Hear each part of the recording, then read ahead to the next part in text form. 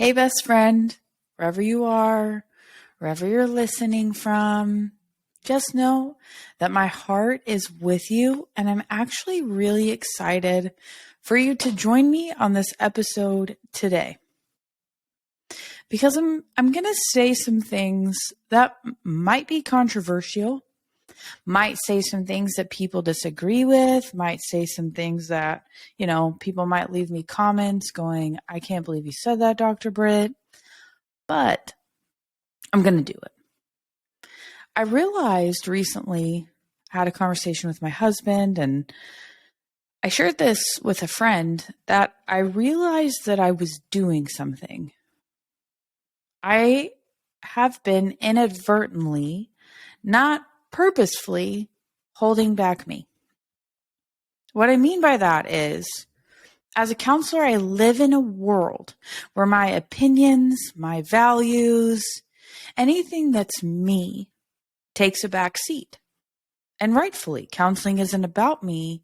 It's about the person that I'm caring for. It's about their values, their desires, their opinions, their goals, getting to where they want to be. It's about them. Counseling is not about me. And so what I realized is that I've been holding back me. I have a podcast really so I could share the things that I think that would help my best friend. And my best friend gets the real, full honesty. She gets, it's like she gets to see the you that is grouchy at 10:30 p.m., needs to eat a Snickers, and will just about say anything that's true without caring how it comes out. Now, I am going to care how it comes out, but I've decided that I'm going to tell you the truth. So, I don't know if you have ever seen Stranger Things. There we go. I don't know if you've ever seen Stranger Things, but I really enjoy it. And this episode is sort of from that, in that we're going to talk about the upside down. We're going to talk about ways that we live it backwards. I don't know if you know this, but January 31st, which was 3 weeks ago, was National Backwards Day. I don't know about you guys, but I missed the memo. I'm going to do my office wearing things backwards. Anyways, so we're going to talk about the upside down. We're going to talk about ways that people live it backwards. And by the way, this episode isn't intended to be judgmental in any way. No, my heart is for you. And it's also important for me to just call out stuff that doesn't work. And I hope that's okay. And if it's not, just turn off this episode. Don't worry. I still like you. You can still like me, or you cannot like me, and we're not friends anymore. That's okay too. But I hope that you stay with me, because even though I might call some things out where you're like, oh, shoot, I do that you can also go, I can see how that might be living it backwards. So without further ado or pontification on these things, let's get going. First, the first thing that we do that's backwards, ladies, is we buy clothes that we have to lose weight in order to wear. That is freaking backwards. It's also a form of self-punishment. You're basically saying, hey, you suck. You're not good enough. You can't fit in this. And maybe someday you can. And until you can, if that day comes, until you can, I'm going to make sure that you feel bad about you every time you try to put this on, or you just see it hanging in your closet and you look at it and you're like, man, I still haven't hit that goal. I'm still not good enough. And by the way, that doesn't help you meet your goals. That doesn't make you good enough. So I just want to be clear about that. I want us to be on the same page, because what that does actually is work against you. It works against you. Because most of the time when people are mean to themselves about anything, they get into a shame cycle and then they do the behaviors, whatever those are, that would prevent them from reaching the goal that they have in the first place. So, don't do it. Don't buy clothes that you need to lose weight to wear. Don't keep stuff in your closet that's like from high school. I was talking to somebody the other day and they were like, yeah, I still have clothes hanging in my closet from high school. And they know this, like, this isn't a judgment on them, but they're nowhere close to that size. But they keep it in there as almost like a maybe someday. And by the way, it's probably out of style. It's, you wouldn't even wear it probably if you could fit in it. And so it's just a reminder to you of where you're not. Now, there is a caveat to this statement. If you are a person who goes, you know what? This dress is a goal dress for me. These jeans are goal jeans. And every time you see them, every time you put them on, you're the person that says, I'm going to fit in these. I'm going to make it happen. I'm so motivated that I'm not going to put that extra muffin in my mouth today. I'm not going to whatever. I'm not going to go through Dunkin' Donuts and get that sugary coffee and that donut on my way to work this morning. I'm not going to do it because I'm motivated by that dress. I'm motivated by those pair of jeans. That's a more positive mindset. But for most of you, most of my girlfriends, you know what I'm talking about. You know that you leave the crap hanging in your closet or you buy it as punishment. Now, you might not call it that. You may go, Dr. Britt, you quit calling me out right now. I will not do it. Will not stop calling you out. It's in love. So number 2, the next thing that we do, that is backwards, is we have expectations and we don't express them. Now, I can think back to when I first married my husband, and I honestly thought that I covered all of the things. I was a counselor already, so I thought I covered all the things that I could possibly have expectations over. Well, news to you and to me at the time, I was wrong. I did have expectations that I hadn't expressed, and that wasn't a positive thing. But I had to learn to do that. Now, many of you, though, have expectations that you know that you have, and you don't express them. Let me tell you the truth, friend. Not a single person is a mind reader, especially your partner, your colleagues, your children, your bestie. We ain't mind readers, okay? I mean, I read people's body language for a living, and that still doesn't make me a mind reader. So if you have expectations, you need to express it. People cannot meet them if you do not express them. Cool? I wish I could see you because I'd be like, all right, let's high five on that. Let's actually give people the opportunity to show up for us in a way that we need them to show up for us by actually saying, you know what, it would really mean a lot to me if you called me, every now and again, not all the time. It would actually mean a lot to me if when the garbage was full, you took it out. Like, I would appreciate that rather than, well, you're the man in the house, so the garbage is your job. We have an expectation and we communicate it. So, number 3, just while I'm at it, speaking before listening. Just going to say that again. Things we do backwards. Speaking before listening. I work with a lot of couples, and couples do a solid job of talking over each other, of not fully listening, of crafting their response, huffing and puffing and throwing their body language around and doing all the things and not listening. You need to knock that off. If you would actually listen to your partner, to your friend, to your children, to those around you saying things even that don't feel good, what you would do is grow. what you would do is understand their perspective. And by the way, understanding does not equal agreement. Okay, cool. You can understand somebody's point of view and not agree with them.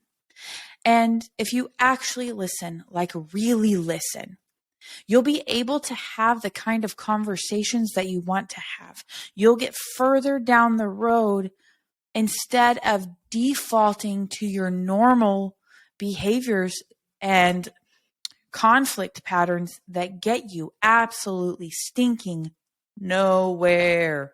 So stop. Just stop. Just Bob Newhart it. Just stop it. Okay? You need to shut your mouth. I love you. And listen. Shut your mouth and listen. You know how much you want to be heard. What would it be like, friend? What would it be like if you were actually willing to give somebody else the same courtesy, the same respect, the same thing that you need from them? What would that be like? All right. Number 4. This is for my single people that, you get into a relationship, you're like getting going, and, you're liking this boot up thing. You dream up your future with the person before you even know them. You dream up your future with them, and then you go on more dates, and you're still learning them. It's okay. I mean, I got to be straight with you. I knew that I wanted to marry my husband within like 72 hours. I knew that. And so in some way, I find myself going, I'm being slightly hypocritical as I say, dreaming up your future and then going on more dates. But in that, to give myself at least some credit, in 72 hours, excuse me, my nose is itching if you're watching this. In 72 hours, my husband and I had actually talked about our life goals, values, kids, where we were going, who we were, how we were going to get there, like all these things. We'd had these really deep conversations. He and I both say that we would have married each other in 2 months, probably, if our family wouldn't have lost their mind, because they would have been like, what in the world is happening? But it is a mistake, truly, because women get this place where they're in love with the idea of marriage, of finding somebody, of all of that. And by the way, there's nothing wrong with wanting that. The problem is sometimes we get into a relationship, and by the way, I did this. So let me just put my hand in the air. I did this because I wanted to find love, especially when I was younger. And so I would start to see this future together and what it could look like, and, where we might live and how many kids we might have and all of these things before I even knew truly the character of the person that I was with. That is backwards. Cool. It is backwards. So if you're single, think about this. If you boot up for life, send it to your single friend and go, don't do this, okay?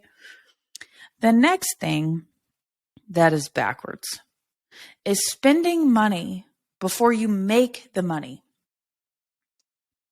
I've been guilty of this also. So it's backwards, where you're like, hey, I have this money coming in.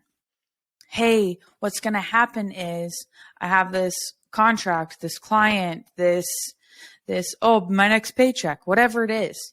This thing is happening. And then you spend the money before it even comes in. That is backwards.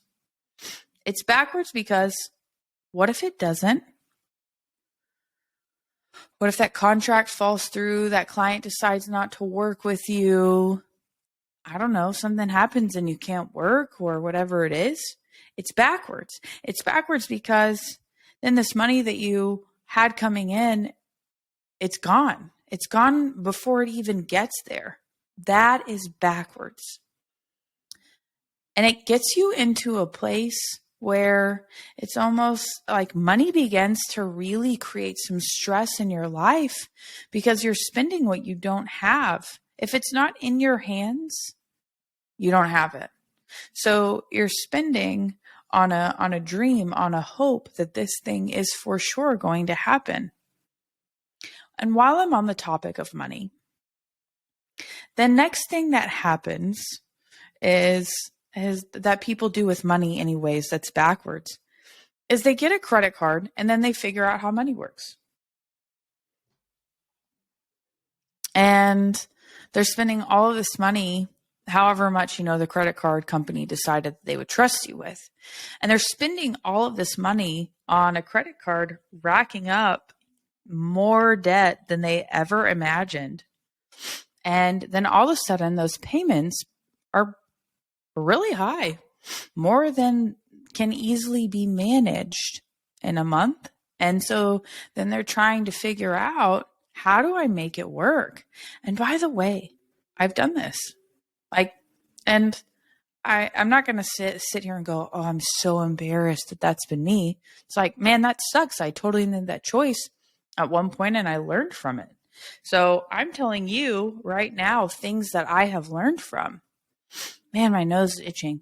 I don't know who's thinking of me right now, but somebody is. So stop it right now because I'm recording the podcast, okay? So I say that to say that we need to learn to do money well. We need to not do it backwards. Okay, I shall move along. The next thing that we do that is backwards is we wake up and we expect whatever we did the day before to be a habit for today. Let that sink in. We wake up and expect whatever we did the day before to be a habit for today. It takes longer than that to create a habit.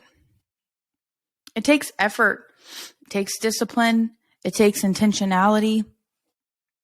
We live in a world, friend, of fast, easy, no effort. You got, your body doesn't look the way that it did before. No harm. Go get a mommy makeover. And by the way, if you've gotten a mommy makeover, I'm high-fiving you over here. I'm not judging you. If you want to warm up food, you just push a button.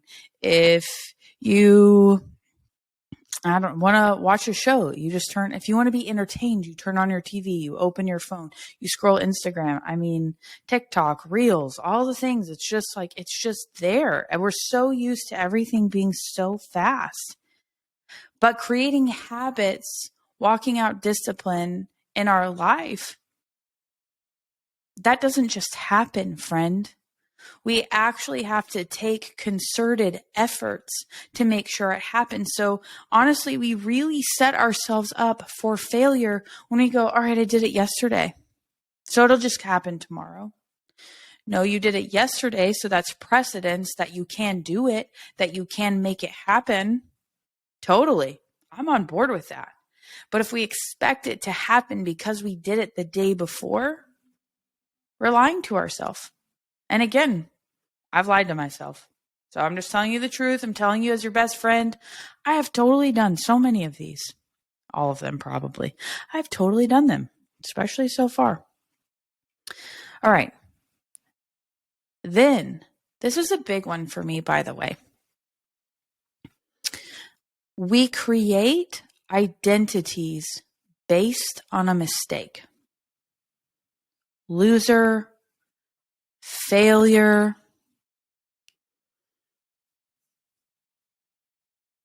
lonely. You just keep going in your own mind with the labels that we give ourselves. Think about even ones that might feel even more weighty. Adulterer, or cheater,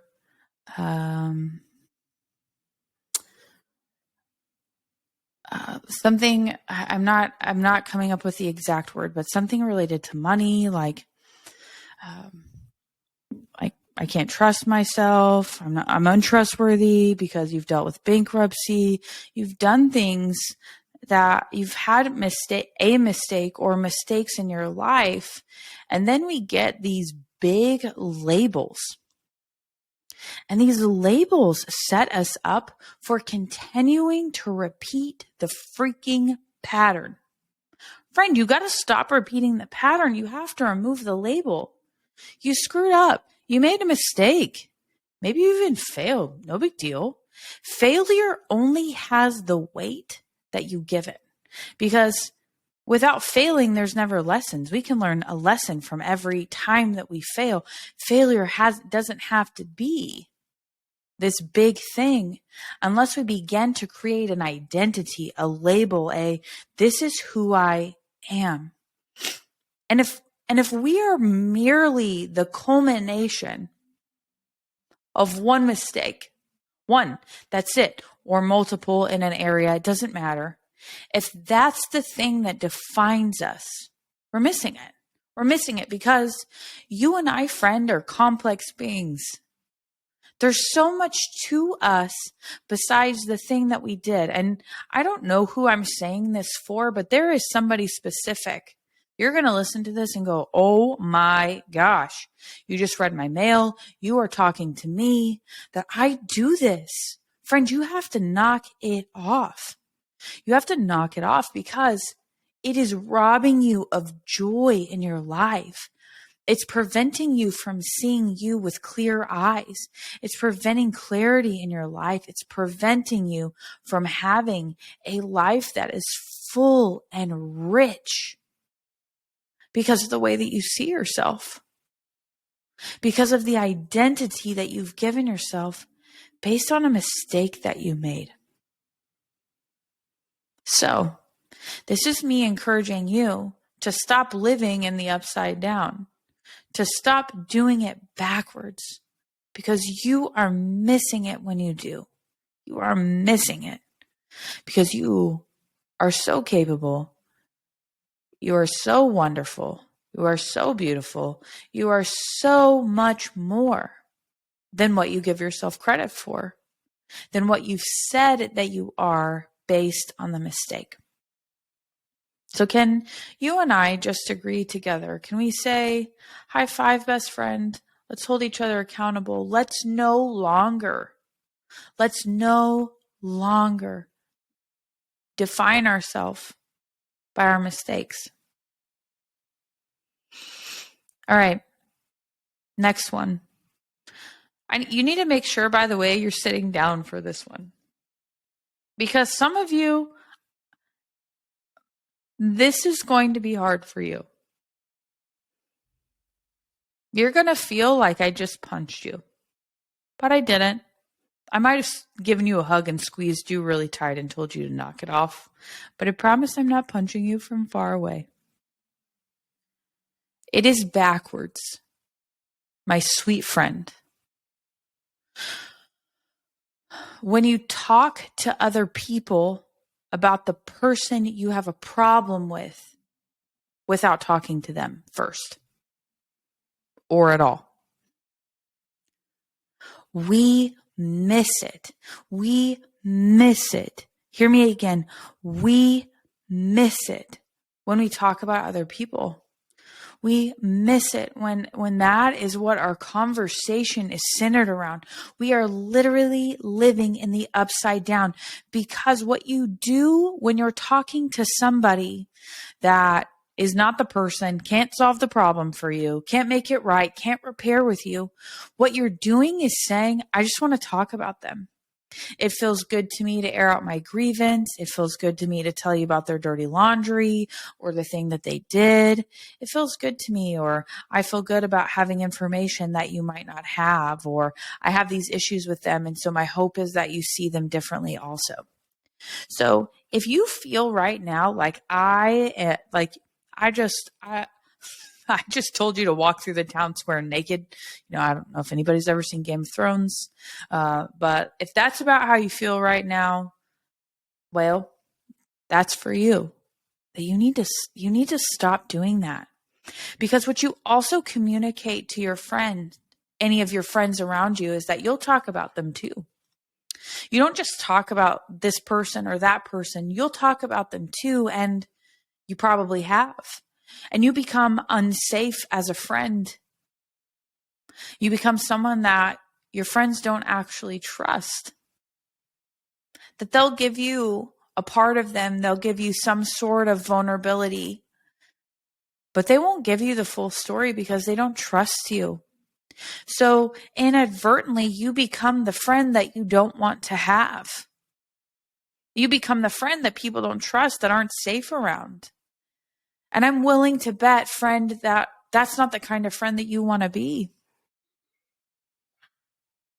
That's not the kind of friend that you want to be. I know that that is not who you are.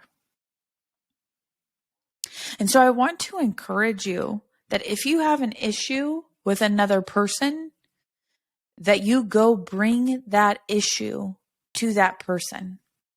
You don't talk about them behind their back. You don't air their dirty laundry. You treat people with kindness. You treat them the way that you want to be treated. And I don't know about you, but I definitely don't want others talking about me behind my back or sharing the things that I said to them in confidence with other people. So I just want to encourage you. Don't do it. It's backwards, and it doesn't solve the problem. It doesn't repair the relationship. It doesn't heal it. So just don't do it. All right. We got two more, and I saved one of the most controversial ones for last. One of the things, and I couldn't not put this in here because, people do things backwards. When we wait to get a therapist or counselor, whatever word that you prefer, when your marriage is falling apart, that's straight knuckleheadedness. And also, research supports that couples wait 7 years. 7 years before getting the help that they need. That is a long freaking time. 7 years. Can you imagine the patterns that are established in 7 years? Can you imagine the wounds that go unhealed in 7 years? That's why so many couples end up in therapy as oh, it's a last ditch effort. Well, if our therapist can't save our marriage. No, it is your responsibility to save your marriage. Nobody else's. Your counselor is responsible for doing their job very solidly. Okay? They need to be knowledgeable. They need to be able to help you, provide you with tools, point you in the right direction, call you on your nonsense. Okay? They need to be able to do that.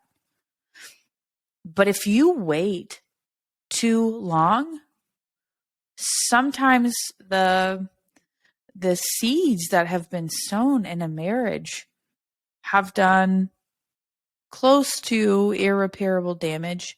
Now, I will tell you that I believe that most marriages can heal, can recover from pretty much anything, as long as people are willing to do the work. You have to do the work. So don't wait to get a therapist when your marriage is falling apart. Do it now. If you're recognizing that you could use a little, some tweaking, some fine tuning, some chatting through some things, well, go see a marriage counselor. And by the way, my husband and I have one, and we don't go just see them when we're struggling and having these big issues. We go see them to just check in, to keep things tight, to make sure that we're not missing things in our marriage. And finally, I saved one of the most controversial ones for last. Friend, as a woman, I'm talking to my ladies, you do it backwards when you give your body in hopes for love. When you have sex before getting to know someone, you're missing it. You are missing it. You are doing it backwards, because most guys that'll just sleep with you don't want to marry you. Don't want to tie the knot with you. Now I know that there are some exceptions to this rule. Okay. I know that. But for the most part, that women tend to think that somehow if I give of my body, I will get your love. And it just doesn't work like that. It doesn't. And they get into this cycle. It's just a never ending cycle and it takes from women. It takes from them. Our bodies anatomically take in a man. And when you do that, and no judgment, okay? I'm not judging you. But when you do that, I don't know a woman who can actually say it doesn't take from them.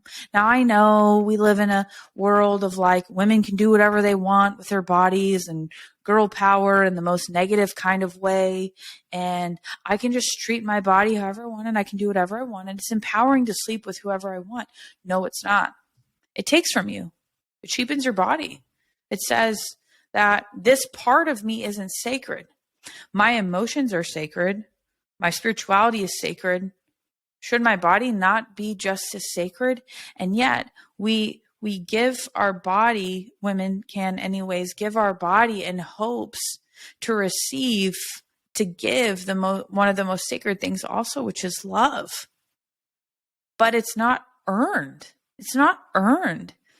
And so if you're angry with me, you can DM me and tell me that you're angry and I'll just go, I'm sorry you feel that way. Here's the truth. I don't know a woman. I've never talked to a woman. Now, again, it could happen, that hasn't said that it's taken from her. That's sleeping around, that's sleeping with people that she didn't care about, or, she didn't wave her freak flag when she was younger, so she went around and waved her freak flag when she was older. That it didn't take from her.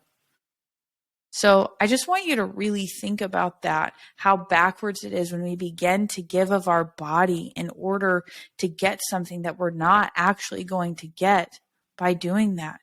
You are precious. Your body is precious. I want to encourage you to treat it like that. I want to encourage you to let somebody earn that part of you, just like they need to earn your love, just like they need to earn your respect and all of those things. Let them earn your body too, sis. It's just, we just live in a culture where it's so free. It's so free and it does damage. It does damage. That women are like, I can't trust the man. All men are out to get me. They're not good. Blah, blah, blah, blah, blah. You've heard the story. Maybe you've even said it. But part of it has had to do with you've been way too free with giving of your body. So I just want you to hear me because I want you to know that I'm telling you the truth in love. I watch it hurt you. I might not be seeing you. I might not know you face to face, but I watch it hurt you. You, the girl like you. I've seen the damage that it does. And I just really want to encourage you to believe in your value, to believe in your worth. I think about, I have these Harry Winston. They're on my dream list. I have not purchased them yet at this point in my life. My husband knows that I want them, and there are other things currently that are exceedingly more important than a $10,000 pair of earrings. Y'all I don't ball that hard, okay? And they're like little sunshines, and I love them. And someday I'm going to own them. But those are precious. In order for me to purchase those $10,000 Sunshine Harry Winston diamond earrings, which I'm going to own someday. And by the way, this isn't about the earrings, so please just stay with me, okay? I'm going to have to earn them. I'm going to have to work for them.